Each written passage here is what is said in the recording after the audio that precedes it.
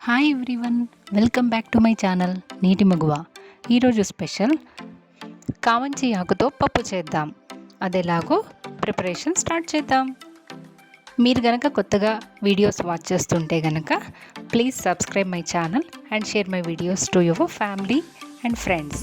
అంతేకాకుండా పక్కనున్న బెల్ ఐకాన్ని ఎనేబుల్ చేసుకోండి.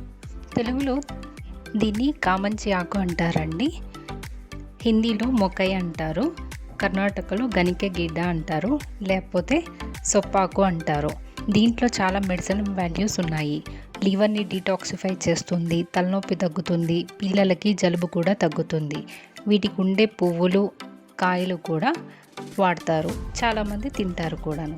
సో దీంతో మనం ఈరోజు పప్పు చేద్దాం.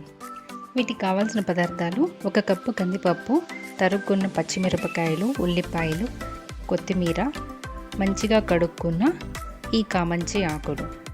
ఈ ఆకు ఇంచుమించు మిరపకాయ ఆకు టేస్ట్ వస్తుందండి, అంటే ఘాటుగా ఉంటుంది. ముందుగా కుక్కర్లో నానబెట్టుకున్న కందిపప్పుని వేసుకొని దానిలో ఉల్లిపాయల తరుగు, పచ్చిమిరపకాయలు, కొత్తిమీర, ఈ తరిగిన ఆకు వేసి తగినన్ని వాటర్ పోసి దానిలో పసుపు, ఉప్పు, కారం, కొంచెం మెంతులు, జీలకర్ర, కొంచెం ధనియాల పొడి వేసుకోవాలి. దీనిలో టమాటాలు కానీ చింతపండు కానీ అవసరం లేదండి. ఎనుపుకున్నాక కావాలంటే కొంచెం నిమ్మకాయ పిండుకోవచ్చు. అది పప్పు చల్లారిన తర్వాత మాత్రమే పిండాలి, లేకపోతే చేదు వస్తుంది.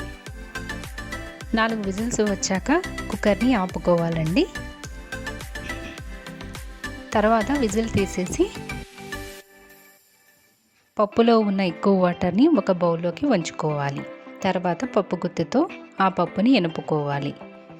ఫైనల్గా దీంట్లో తాలింపు వేసుకోవాలి.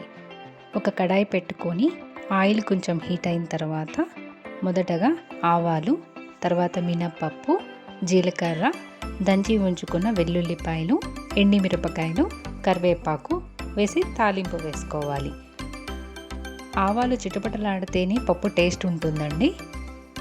తాలింపులో వెల్లుల్లి కానీ లేకపోతే ఇంగువ కానీ రెండిట్లో ఏదో ఒకటి మాత్రమే వేసుకోవాలి.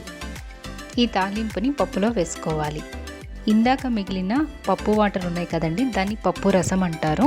దానిలో కూడా కొంచెం తాలింపు వేసుకోవాలి. ఇది రాయలసీమలో వెరీ వెరీ ఫేమస్. పప్పు రసం అనేది చాలా లైక్ చేస్తారు.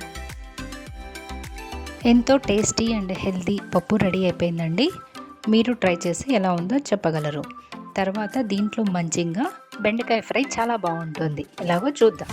బెండకాయలను నీట్గా కడుక్కొని దాన్ని పెద్ద పెద్ద ముక్కలుగా కట్ చేసుకోవాలి. అంటే ఒక బెండకాయని సగం చేసుకోవాలి.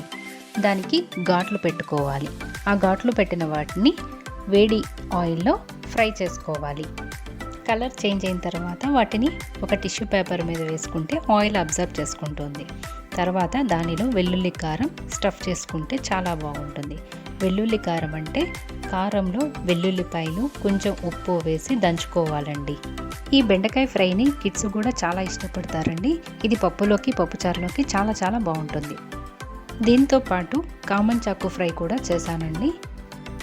పప్పు ఈ కామంచాకు ఫ్రై చాలా చాలా బాగుంది. మీరు ట్రై చేసి ఎలా ఉందో కామెంట్ సెక్షన్లో తెలపండి. Please like, share and subscribe my channel. Thanks for watching my video.